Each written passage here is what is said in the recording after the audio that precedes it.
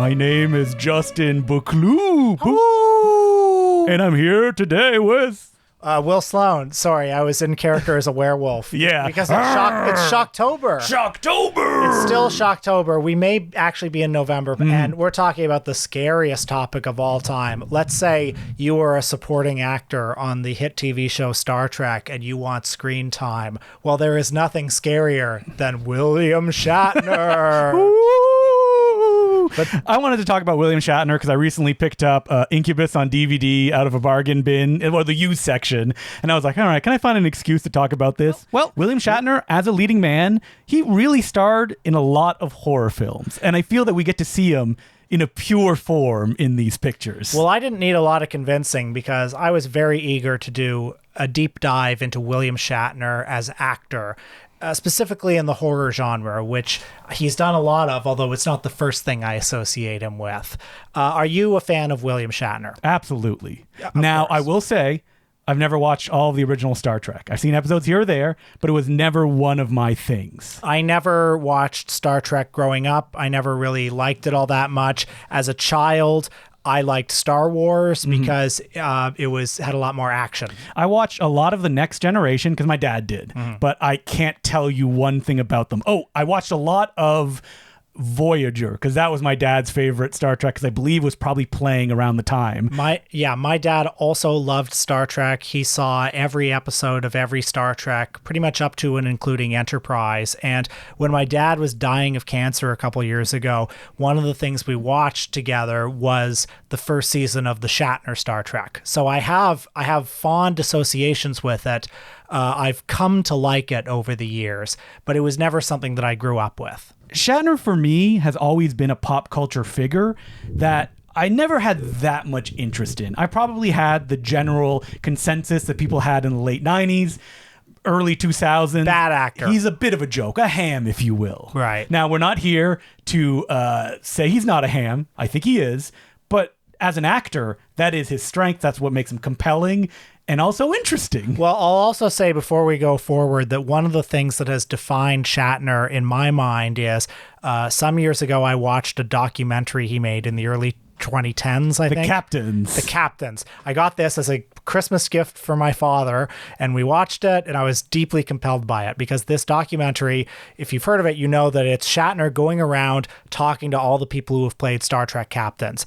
From like Scott Bakula, Chris Pine, but also Patrick Stewart. And that's the show, right? Yes. Because you want to see Patrick Stewart and William Shatner converse because they're basically on similar planes when you consider they both came from the theater. They are defined by Star Trek. Like Chris Pine, he's not defined by Star Trek. He can do other stuff. And William Shatner was at the Stratford Festival in Canada. He studied Shakespeare. They both love Shakespeare. They're both, iconic pop culture figures. So they are on a similar plateau, but let's face it, we all know which one is the good actor and which one is William Shatner. Right. And this documentary, The Captains, has no thesis other than, hey, we're all captains, well, right? That's because it's directed by William Shatner. Right. And the real thesis is, God, I wish I was respected as much as Patrick Stewart. What does it mean to be defined by this role that William Shatner has spent a life kind of ashamed of, making fun of the people that obsess over him? So the documentary is well worth watching for this bit towards the end where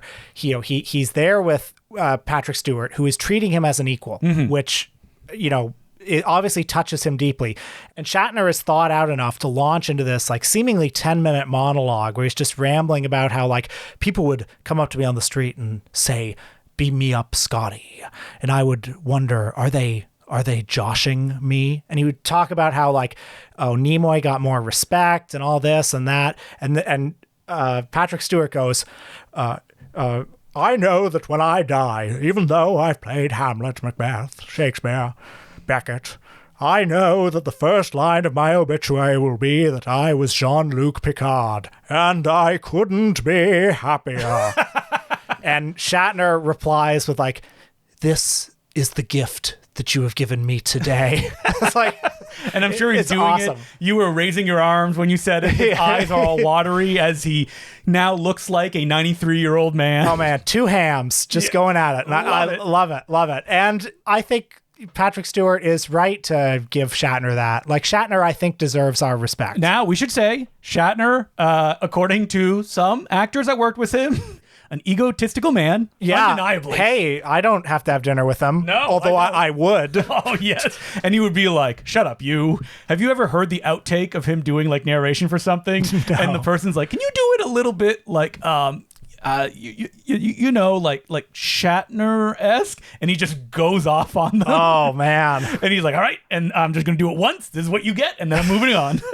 Well, at a time when the influence of Marlon Brando loomed large, at a time when the next generation of actors were people in his shadow like Robert De Niro, Dustin Hoffman, Al Pacino, Shatner was markedly different from them. Well, Shatner said in a documentary that I watched called I Am Bill, and I'm sure like this documentary, which is mostly made up of Shatner talking directly to camera, reminiscing about his youth in Montreal, which he spent until he finished university, and just talking about like his life, and he sees himself as on one side his favorite actor Laurence Olivier, on the other Marlon Brando, and in between both of them me. And I was like, well, that is a very generous reading of that, I will say. I mean, so watching Kingdom of the Spiders this week, there's a scene where like he's at a diner and he's talking about somebody who died in Vietnam, and the performance that he gives. Oh, he died in Vietnam. Like, there are no layers to that performance. It's all right there on the surface, Shatner, though, is someone, as an actor, that when you discuss him, he has, or maybe had, a Nick Cage-like early internet memedom. Definitely. Of like, if you search now, like, William Shatner acting, you'll see scenes from Star Trek where he's like, oh, and he's like slamming his hand and like, emoting and doing stuff like that. But then again, because of that hamminess, if you can get him in a dramatic role, like, for example, when he dies in Star Trek Generations, like he's just crushed almost undramatically by a bridge, and he's like, it was fun. And then he looks off in the distance and he's like, oh my. And then he dies. Well, one thing I want to say about him is I think he does sell the emotional dimension of these performances. But he believes it. That's what I mean. Like, that scene works. Or, for example, in the William Shatner directed Star Trek V, I think. I don't know my Star Trek. The Final Frontier. Yes. When his son dies and like he goes for like the captain's chair and he misses and he just falls to the ground. He's like, he sells it because he's such a big ham. When he can do the little emotional moments, it's that much more powerful because of the hamminess that surrounds it. Well, I think he gives it a full body performance. I think he's committed in all three of the movies that we watched this week. Something that this week has underlined for me is that there are actually, I think, a lot of different shades of his talent, or his talent can be deployed in a lot of different ways. So in Star Trek, obviously, he's the captain of the ship. That slightly heightened quality is used not just to underline him as an authority figure, as well as a sort of like everyman figure, but also like every episode of Star Trek is this battle between the head, represented by Nimoy, and the heart, represented by Bones, and he's this guy who synthesizes those things. So he's perfectly cast on that show. His style is ideal for that role, but then you see, like, there's a phoniness, or maybe phoniness is the wrong word. Theatricality. Yes, he's a stage actor, and that kind of just method or sing-songy way that he likes to play with the lines translates to all the movies that he's in. He likes to enunciate. Yes. He likes to make dramatic pauses. Now, as Bruce Campbell said, which William Shatner always like throws to in interviews in the last few years, Bruce Campbell's breaking down William Shatner's lines, and he's like, he talks really fast when he does it, but then when he forgets his lines, he slows down. But then when he catches it back up, he starts talking again. And William Shatner's like, yep, that's exactly what I do. But one of the things that we see in at least a few of these movies, or in some of his best performances, is like that theatricality can be read as phoniness, and that gets harnessed. I'm thinking of the best Shatner performance I've seen, which is in Roger Corman's The Intruder, where he plays the Southern racist demagogue. I mean, that's a movie that, he's so big in that movie because he has to be. That's the whole point. Yeah. That he's selling on people to come over to his side. But by being that big, you understand, oh, these people will be won by that charisma. but the phoniness shows the emptiness behind the man. Yeah, I think undoubtedly that's his best performance. There's a reason that he's actually featured very heavily on that DVD that came out with Corman. He knows that as well. Absolutely. And then there's a movie like Impulse that we watched this week, which I think he's great in, where that phoniness is used for kind of the same way. Yeah, kind of. Yeah. In some of these movies, he has a kind of used car salesman affect, How do you feel of Star Trek defining him as an actor? That, like, he can't escape that, Captain Kirk aura when he goes to other roles. I'm inclined to think, and I feel this way about Adam West as well, I'm inclined to think that these shows that seemed like such like burdens for them were actually the best thing that could happen to them. Absolutely. They'd be completely forgotten if not for those shows. Yeah, because those were guys, they came out of the end of the studio system. They were guys who, like, they were a bunch of Cliff Daltons, and in the 70s. I mean, Shatner literally made a Spanish Western in between seasons of Star Trek, and you see him on all sorts of those TV shows as well.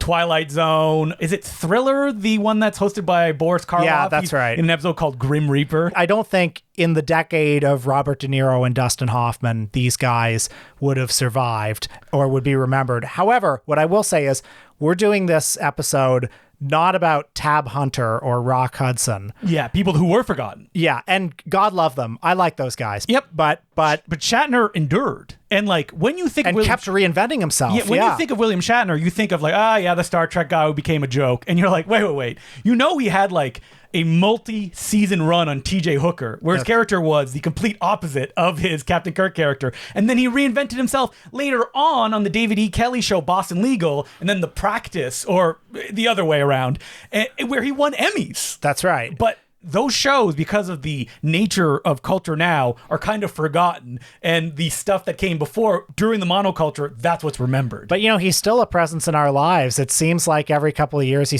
has a new book out. He has a new TV show. I don't think that will last very long, considering he's 93 years old. Hey, I want him around for as long as possible. He looks great for 93. He does. Because he hit that age where he looks old and has not really aged past that for the last 40 years. Yeah. In that perfect embryonic state. But let's talk about 1966's Incubus, which was shot mere months before the first season of Star Trek. And whenever you look it up, it is always described as a curio. Yes. Now, why is that? That's because it was shot in Esperanto. And that was a language developed near the end of the 19th century that was, it was created. It was a manufactured language. I just want to bring universality to all the people in the world. If only we could all speak Esperanto. Yeah, that was the idea. A universal language that we all could speak. Now, and in reality, right now, that turned out to be English. Yes. But soon it will be Mandarin. Yes, that's right. Let's open that red curtain and welcome our new benefactors. Now, I should say, it being shot in Esperanto, there's a lot of reasons that, they say this happened. The producers have said, there's an Esperanto market out there that we, have the second feature film ever shot in this language. We could grasp it. Also because the director, Leslie Stevens, I think really wanted to make an Ingmar Bergman movie. And he didn't want to do it in English. And so doing it in another language, which would automatically force it to be subtitled, would give it that vibe. That's the only reason he did this. So this sounds like a joke if you say it. This is a horror movie done very much in the style of Ingmar Bergman, right down to like direct visual quotations from Bergman's work. Like there are scenes on the beach that look like The Seventh Seal. Yep. The scenes of like Persona. The two faces together. Yeah. Starring William Shatner and in Esperanto. Yes. And another thing they say is like, listen, if this had been in English, it would be even goofier than it is now. And it gives it an aura of otherworldliness. And you know what? They're not wrong. It absolutely does. I understand that when this movie premiered, people who actually spoke Esperanto, of whom there are some, said, so the actors were learning it phonetically. Yes. So, and there was supposedly no one on set who spoke Esperanto. They did a boot camp earlier on where they spent like a weekend with someone who can speak the language, and they wrote down in their script how to pronounce it. That was as far as they went. Yeah. So true. Esperanto experts said that it was not at all, but who cares? Who cares? It was directed by Leslie Stevens, who was the creator of The Outer Limits. And I think he also wanted to shoot in Esperanto to distinguish it from The Outer Limits, to give like, Monster of the Week. People can perceive this as goofy. I want to make an art film. How can I make it an art film? Other language? Perfect. The other thing that people know about this movie is that it is supposedly cursed. Supposedly at the premiere or shortly thereafter, some disgruntled Esperanto speaker put a Esperanto curse on the production. And then, within a couple of years, 2 of the actors committed suicide. One of them in a murder-suicide with Mickey Rooney's estranged wife, it turns out. A little bit of celebrity gossip for you there. Now, of course, not everyone was cursed by this production. Shatner obviously did well for himself. Yeah, the curse of getting the role in Star Trek right after. The cinematographer was also Conrad Hall, who later shot Butch Cassidy and the Sundance Kid and American Beauty, so he did just fine for himself. But nevertheless, the myth of this having a curse around it persisted. It's cursed because it wasn't successful. And it's like, yeah, well, you also made like a deliberately arty film that is, I will say, interesting, but it is kind of like all vibes. That's all it's really got going for it. And I liked it quite a bit for that reason. It felt to me actually less like Ingmar Bergman than Jess Franco. It does feel a little bit Jess Franco-ish. But let's silo William Shatner. How is his performance in this film, speaking lines phonetically? Well, okay, it's hard for me to divorce the whole William Shatner of it all from him. I think he's fine. He's exactly what he needs to be in the story about a bunch of witchy women who work for the devil, who kill men. One of them falls in love with handsome man William Shatner. Right. So they're succubi, and one of them basically wants to, because she falls in love with William Shatner, and who wouldn't? She wants to take him to the devil himself. That's right. And thinking about William Shatner's performance, I mean, of the 3 that we watched, this is the one that's closest to him as, a young, handsome leading man. And he is handsome, but I'm trying to think, like, again, he's not Rock Hudson, is he? No, there's a little bit of like softness to his face. He's like the handsome guy next door. And he carries himself, though, like the world's most handsome man, which I think is also part of that slight disconnect that makes him such a compelling screen presence. Well, especially when you get later on in his career. Well, yeah, because he would keep carrying himself like the most handsome man. Like, the other person I would compare his acting style to is probably Charlton Heston, who has a similar, like... Do you think, like, Shatner looked at Heston and was like, why him? Like, he's just as hammy as me. I bet he did. I mean, another thing about Charlton Heston is he was 10 years earlier. So he was in that studio system. He could lay down the roots that would allow him to continue to have... I mean, Heston never had the big career. Like, when you talk about Heston, probably the first thing in his obituary was star Planet of the Apes, let's be honest. Well, I mean, there was also the 10 Commandments. I know there was the 10 Commandments. Ben-Hur. But if you say Charlton Heston to most people, they go, Planet of the Apes. Yeah. I mean, I think those big, like, biblical epics that he made, one of the reasons why he worked in them is because he was this sort of like, well, I mean, they were not the most complex movies, right? You don't, the style of those movies, it wasn't The Last Temptation of Christ. It was the 10 Commandments. So he was this kind of like rock-like center of them. I actually think he worked the same way in Touch of Evil, where it's like, it's this kooky, like strange world that surrounds him with all these gargoyles, but in the middle of it, there's Charlton Heston, who's this rock. He's this anchor. And I think William Shatner was just didn't quite have those particular opportunities in those particular movies, except Star Trek, where he did actually get to be that anchor figure. And by doing that, it defines him for the rest of time, basically. That's right. And then after Star Trek's over, it's the 70s. There's no place for a guy like William Shatner. So we get Impulse. Oh, right. So Impulse, this is a regional horror film directed by William Grefé. You may know him from, there was a Mako, The Jaws of Death. Yeah, I was trying to think of like, is there another one that people like, what's the Stingray? Sting of Death is another one. The Death Curse of Tartu. I don't think those are huge movies. Like a box set, like I mentioned, came out, and I think he's more of a curiosity as a career than that one movie you look at and you're like, oh yeah, that's the classic that the other ones kind of follow. Yeah, William Grefé is a Florida-based exploitation filmmaker and impresario, and Impulse is a classic sort of regional horror movie where they got their big star. William Shatner in the early 1970s. William Shatner who needs work. And he plays a very Monsieur Verdoux-like figure in this movie where, well, it opens with an early scene, like Michael Myers before him. He's just a little boy at the beginning and he sees his mother being abused by her, shitty boyfriend. And so he kills the boyfriend. And this... I think this whole opening scene's unnecessary. Yeah, it doesn't really make any sense for everything that follows. It's but okay. It's like the abnormal brain in Frankenstein, but it plants the seed in him to become a depraved sex killer.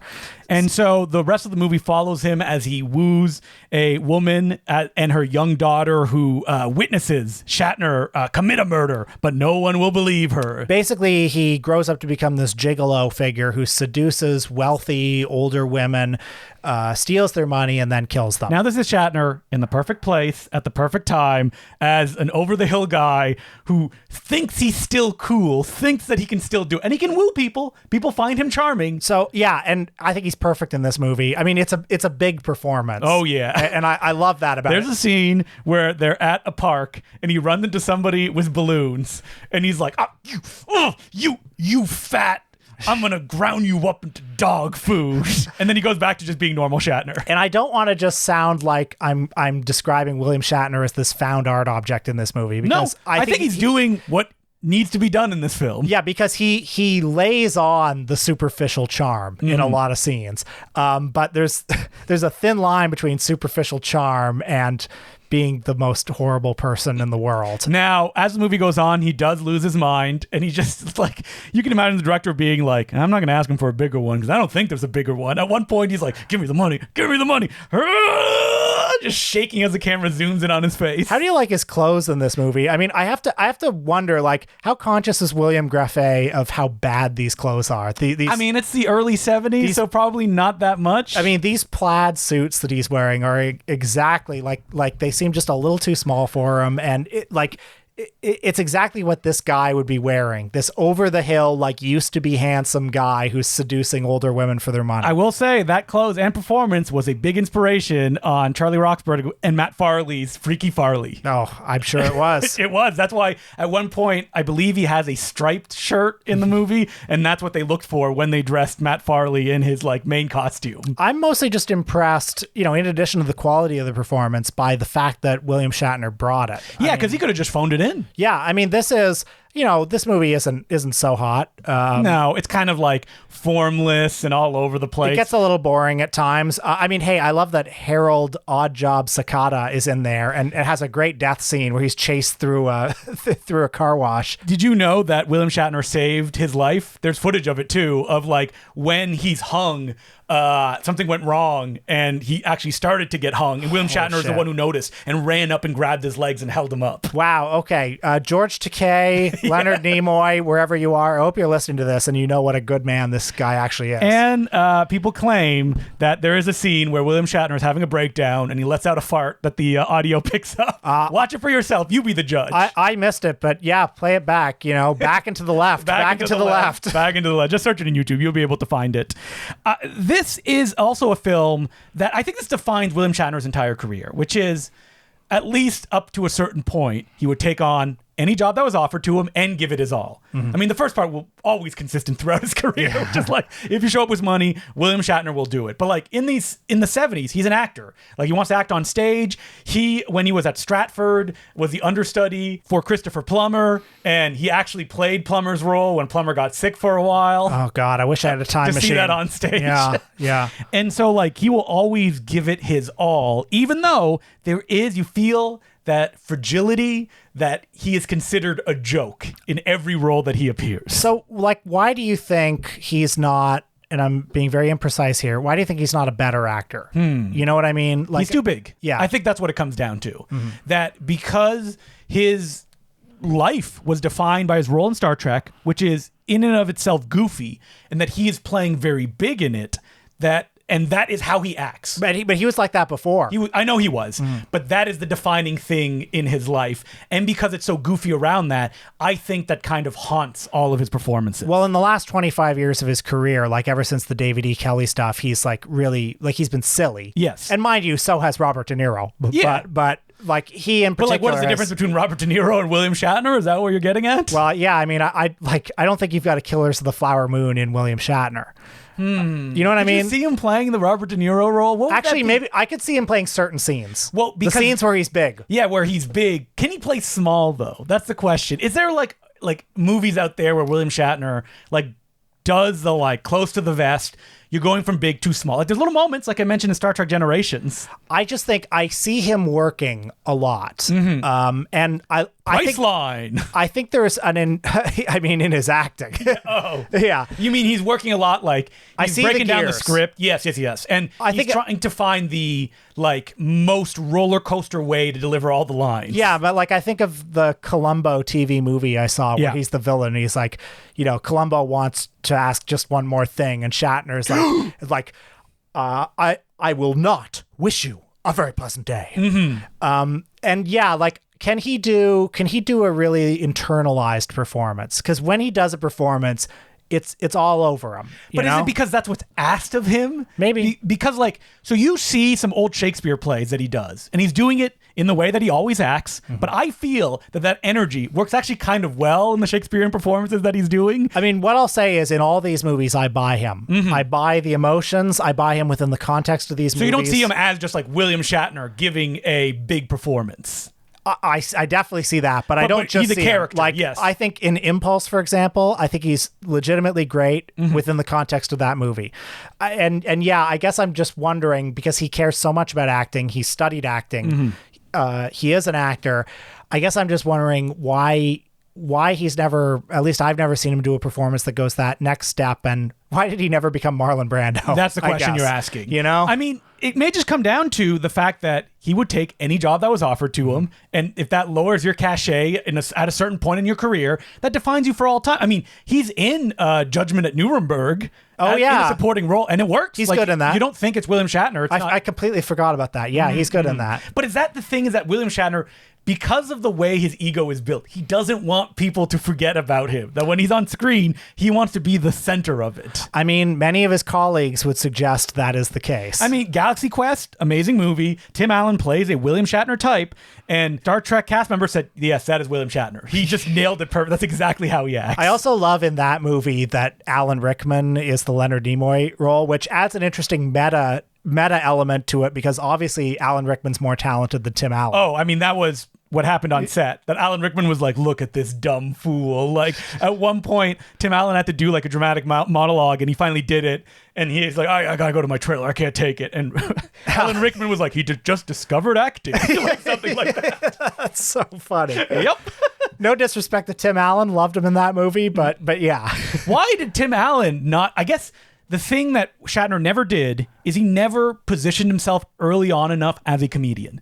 That he wanted to be an actor, and the comedian thing for Shatner is something that came later on in life. Yeah. Well, I mean, for years, I think it's because he thought he was giving great performances. Yeah. Yes. But if you look at him in something like Loaded Weapon Part 1, very funny in that movie, where he's very big, doing what's asked of him. I think a big turning point in that regard was, do you remember there was that SNL episode that he hosted in the 80s? Yeah, where he's like, get a life. Get a life. Yep. That was the big self-parodic turn.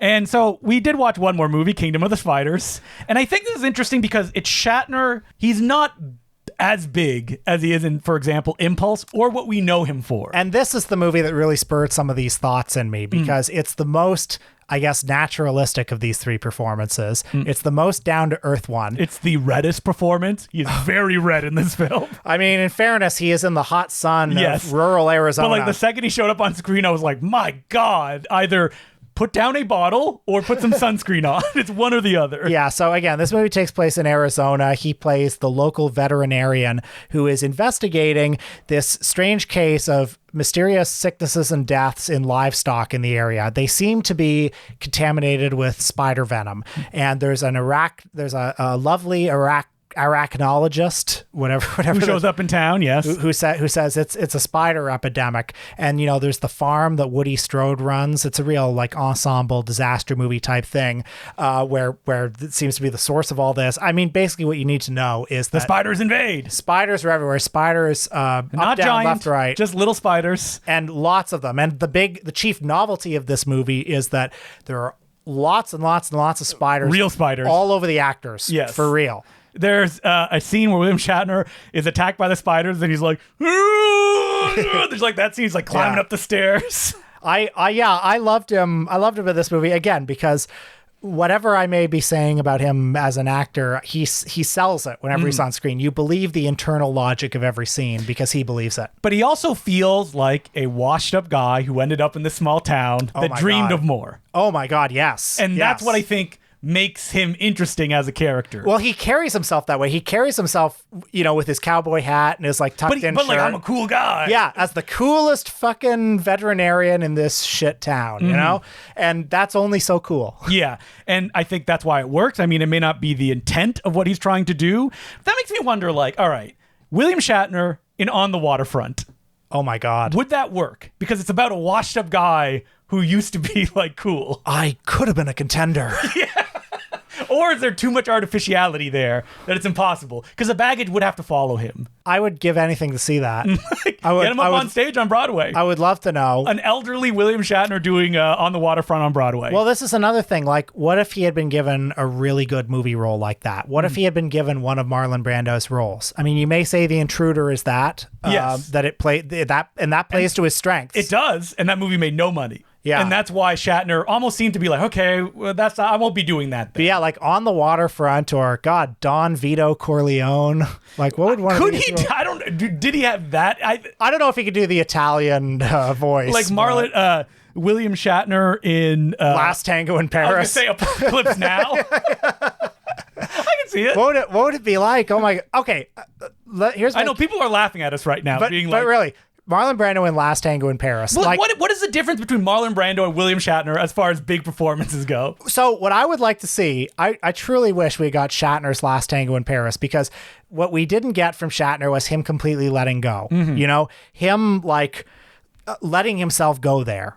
There's always something very constructed in his persona. There's always something very constructed in the way that he delivers lines. You see it whenever he's on screen. He's thought a lot about how he delivers these lines. Now, have you ever seen Pray for the Wildcats? Because William Shatner does give a pretty serious performance in that film. No, but I would like to now. Yeah, I think it's very interesting, and it does, like, it's a biker flick, but there's like a little bit there of like, oh, this is a side of him that you never see.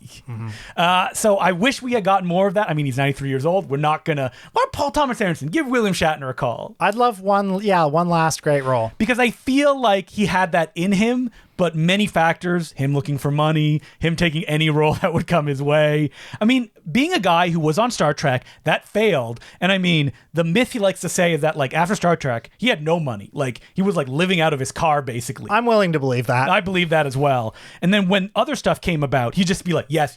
I'll be on a game show. Yeah, no problem. I'll be on there because there's nothing there and they may not be anything there. And he was a TV guy. Yeah. TV guys didn't become movie guys at that time. It's actually kind of amazing that the Star Trek movies came 10 years later and he became a movie star all through the 80s. Imagine how jealous Adam West must have been. Now, before we started recording, you mentioned like, was it miscongeniality that like gave him a little bit more juice in 2000? Yeah, because he had a good role in that movie. He was funny in that movie. People liked him, but I'm looking here at his credits following that, and it's like Osmosis Jones. He does a voice. He's in Showtime as himself. Like, well, yeah. I mean, at this point. And by this point, I mean 2000 and onward. Like the legend of William Shatner is such the baggage that he carries. Also, like he didn't. I'm saying this as nicely as I can. He didn't keep his looks, no. Right? So but I think that works to his advantage, though. In the sorts of things he does now, yeah, yes. Yeah. But you mean like in the 2000 when he's 60 years old and he still wants to be a leading man-like figure? Well, look, I think there are certain talents that he honed. There are certain talents that he kept up that are conducive to the sorts of things that he's done since the year 2000 that maybe aren't conducive to him having his own The Irishman, But he should get his own Irishman. I'd love to see it again. I don't think he's 93. I feel he's in the position of like, I can't remember lines. That's probably what it comes down to at the end of the day. But hey, he still made it to outer space. Yeah, he did. And I mean, his greatest performance is that monologue he gives when he gets down to the ground. I looked to my left and I saw life, and I looked to my right and I saw death. And I wondered, why are we harming the planet? So we're here to say William Shatner, good actor. I feel like all our actors episodes lately have been like Pierce Brosnan, good. William Shatner, good. Yeah. What is the difference between Pierce Brosnan and William Shatner? If you're going to compare two hands. I don't know if there is a huge difference. Maybe just that. I like them both. That Pierce Brosnan, it's weird to say that James Bond is the non-goofy role. but he got that, and it gave him a level of legitimacy that, unfortunately, in the popular culture, William Shatner never got. It's true, and it's too bad. Justin, I know when I die, the first line in my obituary will be that I hosted the Important Cinema Club. And I couldn't be happier.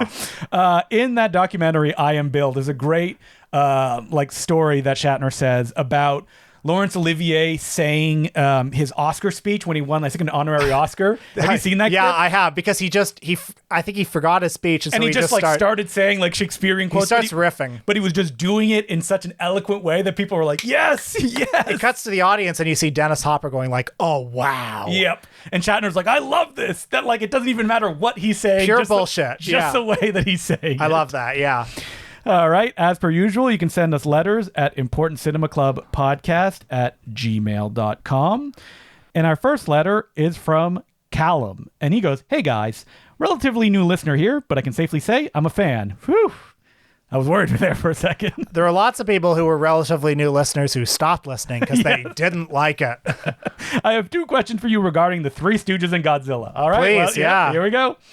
I want to watch the Showa-era Godzilla films, but I have yet to even see the original Godzilla film. It's one of my greatest cinema blind spots. I'm weighing up to whether to go all in and get the Criterion Showa collection, or to get their upcoming Blu-ray of just the 1954 film, and risk retrospectively wishing I'd gotten the whole set. What would you advise? Get the whole set. Get the whole set, if you're at all curious. But I will say, the whole set doesn't look that good. But unless you're willing to wade into the waters of the internet to get different versions, that is the best way to watch those films. I believe they're on streaming on Criterion too, right? That's right. So if you have the Criterion channel, that could be a nice compromise solution. Are they doing a 4K release of Godzilla? I assume they're probably doing that if they're... Yeah, I'm not sure. But what I would also say is, watch the first 1954 Godzilla, but it's not necessarily representative of the whole series. Not at all, yes. It's the most serious one. If you want 2 that are representative of the series, watch Godzilla versus Mothra. I agree. And Godzilla versus Hedorah.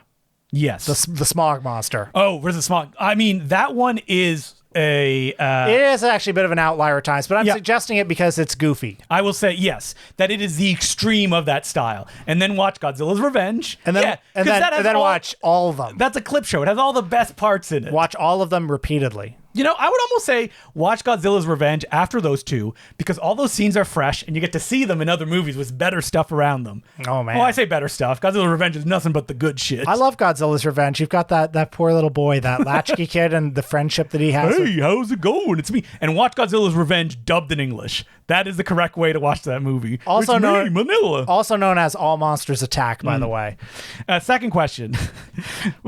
The Three Stooges. What are each of your top 5 Stooges film? All right, well, Three Stooges in Orbit, Three Stooges Have Rocket Will Travel. Go Around the World in a Daze. Yep. Three Stooges Meet Cinderella. Okay, I think he means shorts. Okay, well, I'm going to... Not feature... If you are not aware, you have not explored the vast world of the Three Stooges, the feature films are the nadir of the Stooges. That's Curly Joe Dorita Pictures. That's right. Which is not good unless you are a freak like me and Will, in which case they're the best. Can I just say, I have a 16 millimeter print of the Three Stooges in Orbit. We're going to have to screen it. If anybody would like to collaborate on this, let's make it happen. So some top Stooge shorts, just off the top of my head. A Plumbing We Will Go, Healthy, Wealthy, and Dumb, An Ache in Every Steak. Oh, yeah. That one's great. Masterpiece. I mean... How can you not say the one that is the public domain Disorder in the Court? Does that automatically become one of the best? Yeah, I mean, it's legendary, of course. I don't think it's quite as good as those ones. But The Brideless Groom. Yes, which is also... Is that one a public domain? It's public domain, yeah. I almost said Husbands Beware, which is the remake. Don't watch Husbands Beware. We screened that at Justin's bachelor party. 60 millimeter, right? Yeah. Which is when they redid it and added new scenes to make a new short. That's right. Hey, I have some 16 millimeter Stooges. Stooges night. Who has a 16 millimeter place that we can screen them? That's what we want to do. You show that one. Aha, we love Shemp. And then you watch Have Rockets Will Travel, and it's like Springtime for Hitler. People are like, ugh. But Springtime for Hitler, they leave and they're telling their friends, you got to see this movie. Is that the one with the aliens? I get them confused. Yeah, okay. No. Three Stooges in Orbit is the one with the aliens. Okay, Have Rocket Will Travel, the first Curly Joe Dorito one. That's the one that has the unicorn in it. And the Three Stooges in Orbit is the one where they do the animation dance scene. Oh, that's not the one you have, right? No, that is the one I have. That is the one you have. Oh, yeah, that's the good shit. So, folks, yeah, get in touch. I hope you go and explore. I don't think you need to think too hard about Godzilla. Like, watch any of the movies we mentioned. If you like it, explore. If you don't, maybe it's not for you. Yeah. Or maybe give it 1 or 2. But if it's not, that's fine. Listeners don't need to like everything that we like. I disagree. Even though that, people like Matthew Kumar, anti-Three Stooges, when you did that screening, he was laughing and he was ashamed about it. He's like, it got me. I'm laughing. Three Stooges should be experienced with a crowd. Like when Will saw the 3D Three Stooges short with 4 other people. Yeah. If no one had seen the Three Stooges 3D, it's like the fingers are coming toward the screen as if you're the one being poked. What prompted that? Like, I remember when you went to it. Yeah, that was, was that like Cineplex? 5 or 6 years ago, Cineplex, the Young and Dundas Cineplex had a Three Stooges night, and I went to it, and I don't know why. Maybe it was some anniversary. I don't know. But I had a great time. Our next letter is from Bob, and he goes, "Hey, guys. Just discovered your podcast and love it. And you better keep loving it." That's right. Great stuff in every episode. One topic I wonder if you guys could chat about would be film versus digital. There's much debate going on about grain in film versus digital, especially when James Cameron released Aliens in 4K. With many complaining, much of the grain, which is inherent in the film, has been scrubbed away. I would love to hear you guys discuss this topic and would like some of your picks of your favorite grainy films. Thanks so much, Bob. Well, I hate what James Cameron has been doing to his movies. Terrible. The AI upscaling. Basically, I would like the movie to look like it did when it came out. Yes. I would like as much as possible for it to look like it was part of a context. But James Cameron is going, well, I didn't want grain in it, but I was shooting with specific lenses and the film stock, which created more grain than I would like. So why can't I just remove it? Well, we've both got this great bootleg Blu-ray of the Star Wars trilogy, like vintage 35 millimeter prints. Just straight scans. Yeah, and they look scratchy and they look terrible and they look great. Mm-hmm. And I love them so much because they look like movies from 1977 to 1983. And that's what I want. I don't want movies that are just airbrushed to look like today's idea of perfection, because they will never look like that. But I will also say today's idea of perfection looks like shit. I agree. And you could argue that I'm speaking from a nostalgic place. I am not a 10-year-old, so I'm not coming up on the way movies look, and maybe that's what my kid at some point would be like, oh, I loved it when you could see everything in the image and that like it was flat and colorless. That's movies for me. Another side would be like, these movies have no life. The thing about grain is, it's something that filmmakers always wanted to avoid, because what that indicates is that it's being underlit. Grain rises up on like celluloid when you don't have enough light, which creates all of these little, people know what grain is, but little points. What's funny is that like when you shoot digitally, you want to avoid digital grain, which is a different ugliness than, film grain. Mm-hmm. And I agree. Like if you explain it to someone, they would be like, what's the difference between one and the other? And it's just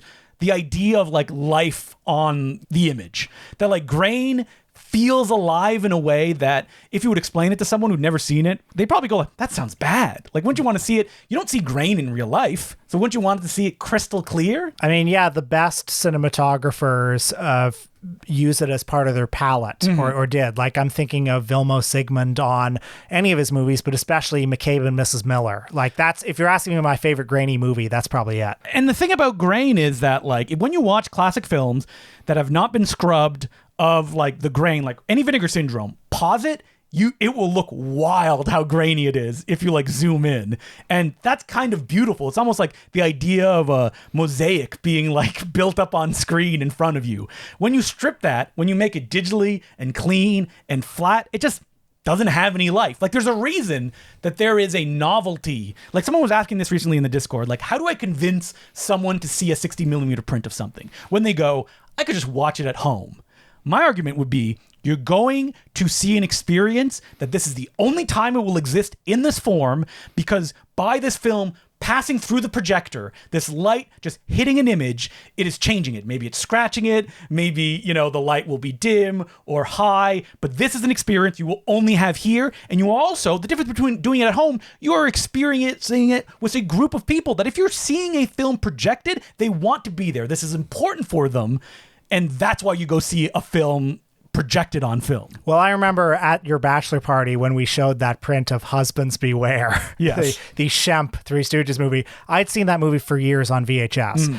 And look, I'm not going to pretend it's a different movie when you watch it on 16 millimeter, but it has a heartbeat. And like, you know, if you've seen a movie so many times before, it's a unique experience that way. It's like, I'm just seeing it with a different pulse. And I mean, it sounds ridiculous, but there is value to the idea of this big, like I have film prints, they're huge and they're a pain in the butt and they're fragile. And to see that projected, whether you're consciously thinking of that, because when we were kids, we didn't care how the film was projected, but we're adults now, so we can actually kind of intellectualize this feeling and experience. It does mean something. I mean, I have LPs. I love putting on a record because it means something more. Like you've created a ritual around it, therefore you're listening to the music more. And like when everything is available to you and you could just be like, oh, I want to click here or go over there, that like the stuff does lose value than having like, I have a print of this that we can watch and like this audio will be different. For example, I just scanned a film recently that I gave to Will and you were like, I love this, even though you've seen the film a million times. Yeah, and the print was bad. Yes, it's bad quality. But it's a unique version of it. I mean, I remember, the thing about film prints, I could go on all day about this, but like, you remember going to the Nitrate Picture Show? Yes. Which was the festival where they have the nitrate film prints. You know, they haven't made a nitrate film print since like 1955. So anything they project there is from the time. And I remember they were playing L'Âge d'Or, and they said this was Henri Langlois' personal print of L'Âge d'Or. And you're thinking, okay, so let's play at the Cinematheque. Truffaut and Godard are watching this print yes. in the front row, and now here we are watching it. I mean, that's incredible. This generation's Truffaut and Godard. Yeah, that's right. So on that note, I hope people can be convinced to go see film prints. And it feels like in Toronto, thankfully, places like The Review have been really hyping that up because they know that people...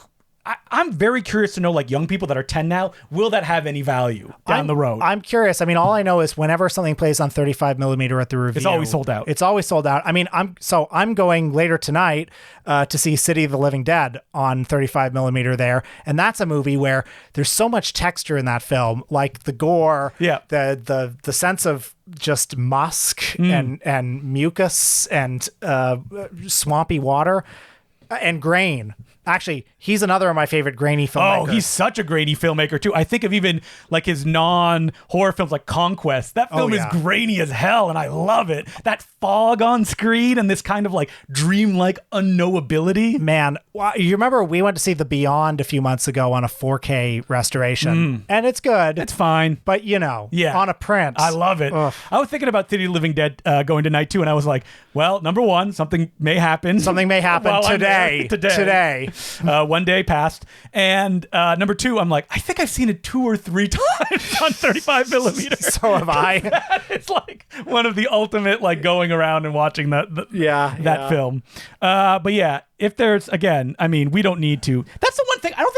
I would love to do a night of something that we screen on film because we've never done that. That's something that we will soon. I know we're building up the collections. Yeah. Well, thank you very much for the letter, and I hope that, I mean, I'm curious to know if the letter writer is young, and he's like, what is the value in this grain people speak of? But James Cameron is wrong. James Cameron's wrong. Undoubtedly wrong. Yeah. Well, thank you very much for this letter. On our Patreon today for Shocktober, we decided we're going to name the best horror films of the 90s. We have done no research. We came up with this topic. and we're going to shoot from the hip. It's going to be very instinctive. Best horror films of the 90s. Let's go. And next week, it will be question mark. Let's just say I don't think I'll be present. Yeah. We'll have fun, though. We'll figure something out. Oh, yeah. You have a topic that I'm like, that's a good topic. That's right. I wish I could be there, but you'll get an expert to discuss it. That's right. So until next week, my name's Justin DeClue. I'm Will Sloan. Thanks for listening.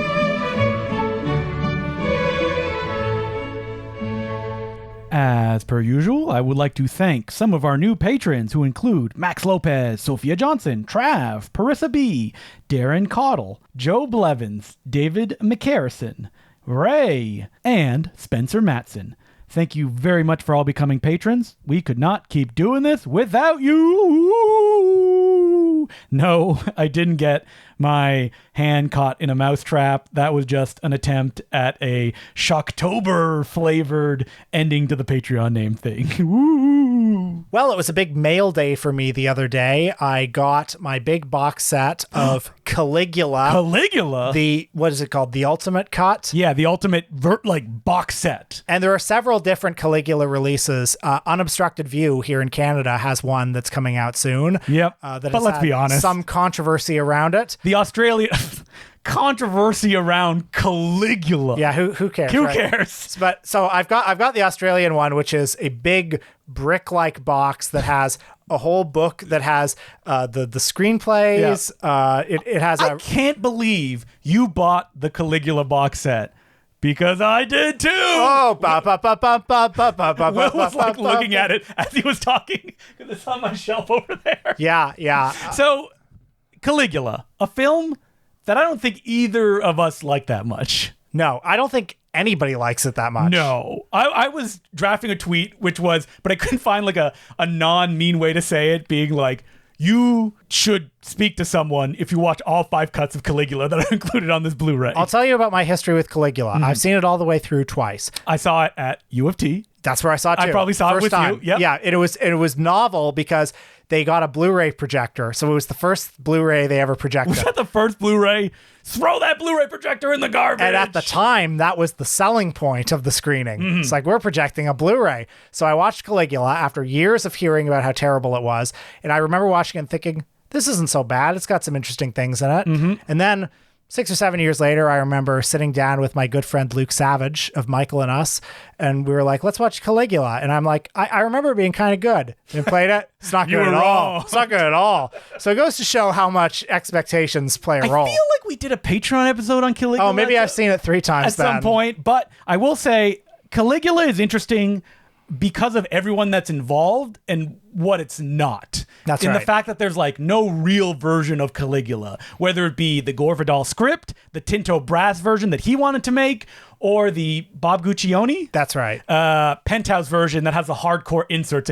What's so funny about the unobstructed view thing is like the controversy was they said it was going to be uncut. So and it wasn't. The unobstructed view version, they have this ultimate cut, which is a new re-edit of the film. Yes. Using a lot of alternate takes. I think it's all alternate takes. Like that's the gimmick. But the unobstructed view version also claimed to have like a scan of a theatrical print of the original cut. Yeah. Which it does, except it was a censored cut. So it doesn't have those hardcore inserts. Oh, it doesn't have those like people looking through a window to people having sex. I mean, somewhere. The problem with something like Caligula is because we all know it's not a very good movie. That you want, the only way to define it as something definitive in your mind is by having the most stuff. The most stuff, yeah. Yes. Yeah. So I will say this release by Umbrella is amazing. It comes with like a miniature Penthouse magazine about the making of the film, 2 drafts of the script, a hardcover book with essays, the ultimate cut, all the special features from the previous release, including the Helen Mirren commentary, the Malcolm McDowell commentary. Yeah. Love all this stuff. I will be diving in. I will be watching the ultimate cut. We should just do a Patreon episode on it. Yeah, let's do it. I'll watch it soon too. And it'll give me a reason to like really dive in so I can speak to it. From coast to coast, cinephiles are giving Caligula one last chance. That's the thing, right? Like, is there any Caligula fans other than the person who made it their lifelong goal to get this ultimate cut out there? You know, I remember maybe 10 years ago, I heard an episode of the Projection Booth podcast. It was a Caligula episode. They did a great job. I listened to that one too. It was great. And they had, there were, at that time, 2 different restoration attempts. One was trying to make it closer to the Gore Vidal screenplay. One was trying to make it closer to Tinto Brass's directorial vision. Now, the ultimate cut, is it the Tinto Brass version? I think, but it may be neither. I don't know. Okay. It may be something else. Whatever it is. I remember we discussed this like in a back matter somewhere a million years ago, and I very like definitively said this will never happen. It's been happening for 25 years. Like no one is ever going to get this. Well, something has happened. Yep, it's happened. It's out. I mean, more than if you look at reviews, 2 people are like, not very good. It's like, yeah. I guess it's just a sousy ear at the end of the day, but I'll watch it to be sure. I mean, there are interesting things in it. I mean, the fact that the guy who ran Penthouse wanted to make the ultimate movie is very funny. Well, better than Caligula is the documentary, The Making of Gore Vidal's Caligula, which was made at the time, where you can actually behind the scenes. You can actually see Gore Vidal like get phased out of the documentary as it's going, and Bob Guccione, oh well, he's a star of this now. Bob Guccione, like shirt unbuttoned to the navel, hairy chest with like all sorts of bling around him, just like being such a like pompous ass, being like, I think every man, woman, and child in America should see Caligula. Now, Caligula, this big box set, over $100. It went on sale. I bought it instantly. Oh, I didn't even hesitate. No hesitation. But people may be saying, Justin, I just saw a tweet you made that said, we don't want big box sets like this anymore. Yeah. So what do you want? What Okay. do you want from your releases? I just want, and so my tweet was specifically, guys, we need to stop doing box sets. Over $100 is ridiculous. No movie should be that much. Like, I think, period, when you're putting it out. I agree. But like saying like, it's a 5-disc set, 2 UHDs, and 3 Blu-rays. And a CD soundtrack. Then, let's be honest. No one is listening to, right? No. You know what? The CD soundtrack, I'm fine with that. That doesn't really bother me that much. What bothers me is, and this is what like the tweet was, which was, get rid of those Blu-rays, one poster, and what was the other thing that I said? You don't like the lobby cards. No and lobby stuff. cards, Yeah. yes. So, and basically what I was trying to get to the tweet, and it went out in the wild. I'm jumping over my computer to mute it so I don't have to look at it anymore. Were people mad at you? Some people were like, no, like, I need the Blu-ray so I can bring it to a friend's house. To which I say, You don't have any friends. No. That's what I would say. no, You don't I'm have not any saying friends. that. I'm saying if you're spending that much amount of money, you should have a 4K player. I don't even care if you don't have a 4K TV. That's like, right. just get a 4K player. Like, that is the price of a Caligula box set. And then you would get rid of the Blu-rays on it, and you're fine from there on out. Man, I'm just imagining taking your big box set of Caligula over to your friend's house. Like, most popular kid on your block. I mean, I understand people being like, how dare, like, it got retweeted by some people that, like, people were jumping in. That's all it takes is one bad retweet. Yes. But mostly what I complain about, and I complain about this every week on the Base 3 Video podcast, is that Blu-rays are too expensive. And they're expensive in a way where it feels like some companies are slotting them into a box to jack up the price. Like, oh, you get 15 lobby cards. Yeah. Cool. Yeah. And sometimes it's not even lobby cards. Or you get a hardcover book with it that is 80% stills from the movie. No, I don't want that. Like, Yeah. give me, like, Saturn's Core recently did a booklet on one of their, like, releases, just text. Love it. Like, I'm like, I understand that is an extreme. People don't want that. They do want something aesthetically pleasing, as well as there's like contextual information that is really interesting. Can I ask, do you ever get upset when you don't get the slipcover? No. The slipcover stuff, I think it's more bad than good. I think that it created a market and an obsession that kind of destroyed in some ways, really helped. I think Vinegar Syndrome was a little company. They started releasing slipcovers and they blew up. I think they're I've talked to people and they're like, yeah, that made us. Because brilliantly, it looks better on your shelf. Yes.